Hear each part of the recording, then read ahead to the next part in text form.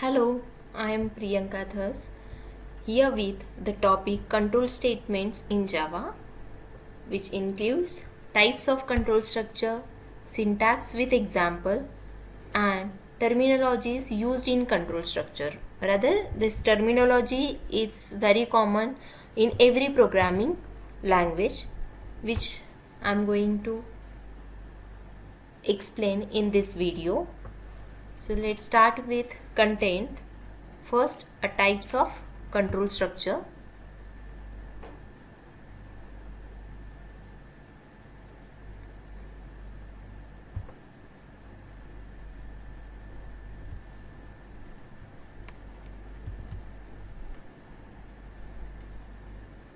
So here control structure basically divided into three types: sequential control structure, selection control structure, repetition control structure.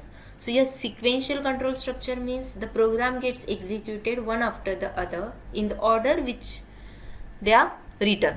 This is sequential execution or sequential control structure. Now any simple Java program is considered as a sequential control structure. But in case if in your problem statement you need to choose a particular line of code on the basis of condition, or particular line of code should get executed on the basis of condition, then you have to go for selection control structure, or this selection control structure also known as branching statements or decision making statement. Under this we can have statement if else, nested if else, and switch case statements. Next type is your repetition statements or repetition control structure, which is also known as looping statement. Whenever a particular line of code you want to repeat for multiple times, then you can go for while loop, do while loop, for loop. In this also you can have a nested statements. Other than this, same types of control structure are also divided in this way. You just go through this image which is showing you that control statements are known as or divided as a conditional statement, iteration statement, jump statement. Now if you observe, conditional statement means selection statement itself, iteration statement means your repetition statement, and your jump statement, Java provides break and continue. These two jump statement which gives or which allows to jump from line of execution to desired one. So we'll start with a single selection statement. Here we'll start with a simple example. Suppose I want to write a program which will display pass to a student which gets marks greater than 60 or equal to 60. So for this we are just focusing that print pass should be executed only if a student marks are greater than 60 or equal to 60. Now you see here I have given a Java program how to write if statement. If bracket, so here within a parenthesis you have to give a condition. So for providing condition in Java you can use relational operators, you can use logical operators. Ultimately on the execution, if statement going to return you boolean value true or false. So here if student's grade is greater than or equal to 60, print pass statement. This is known as single selection statement because we are not worrying if a particular condition is not true, then what to do. So if particular condition is not true, then rest of code get executed in same way. But with same example, if any student is not getting marks greater than or equal to 60, then I have to display failed. In this case you have to give double selection statement. You are going to use double selection statement. The example is if else statement. Here if you see, if grade is greater than 60 or equal to 60, then you have to print pass. Next one, if this particular condition is not satisfied, then what you have to print? Then you have to print failed. Either of these two will get executed. After that, a rest of line of code will get executed in similar manner.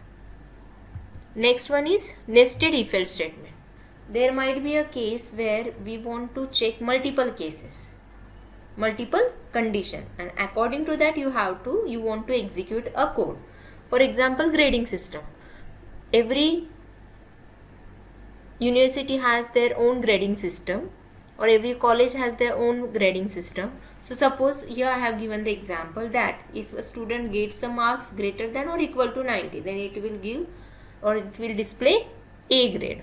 Same way, if it is greater than 80 or equal to 80, then it will display B. So if you observe this line of code, I have started with if statement that student grade is greater than 90 or equal to 90, print A. Within else statement, I am nesting one more if else. Within that I am nesting one more if else. Within that I am nesting one more if else. So that line by line it will check. If 90 is not correct or it is not satisfactory condition, then it will execute else part. Within else part I am executing again 80, 70, 60 and so on. And according to that it should display a grading of particular student. This is what nested if else statement. Under selection statement, next one is your multiple selection statement, and this is done using switch case statement, where the perform or this switch case statement performs different actions based on a possible value or based on a user given value. That user given value can be a numeric, can be a character, can be a string. So this is a simple syntax showing how to use switch statement. So switch, it will be having an expression, then it will be having list of cases. So your case, your value 1 can be a numeric value, can be a string, can be a character. And here this break statement, which is optional, but it is used to break a particular switch case. Once, for example, if I am writing case 1, case 2, case 3, so on. If user provides you case 1, it gives a choice 1. So this case 1 part will get executed. After that you have to give a break, so that rest of cases will not be executed. Next part is your default. So default means in case if user is not providing proper input or proper choice, in that case your switch statement should have something which will get executed by default. That comes under default statement. Again, this default statement is not mandatory. Here I am showing the example how to use string as a case. So here the user will be providing city. According to city, a zip code will be assigned. So if a case, I have shown here 3 cities. So if a case is Maynard, so Maynard is written, you just observe that Maynard is written within double quotes. Why? Because that value is string value. So expected is what? That data given by user should be string. So here if you see in this, there is no default case. So if user is not giving input from these 3, then switch case will not provide any output. For that purpose you should have practice to write default statement, but it is not mandatory, or default case is not mandatory.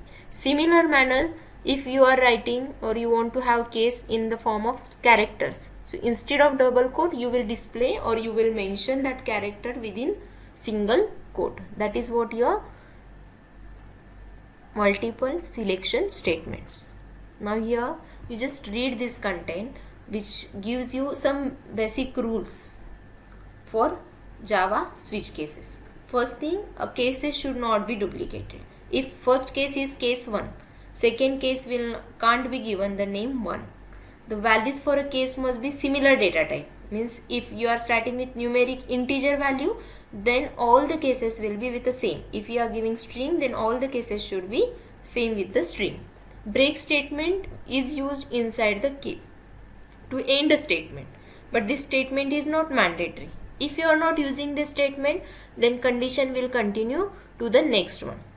Same way, default statement is also not mandatory, but if you are giving the default statement, then if any input is not or any wrong input is given by user, in that scenario default statement will get executed. This is what a control structure. Under that we have covered selection statements. In next video we will see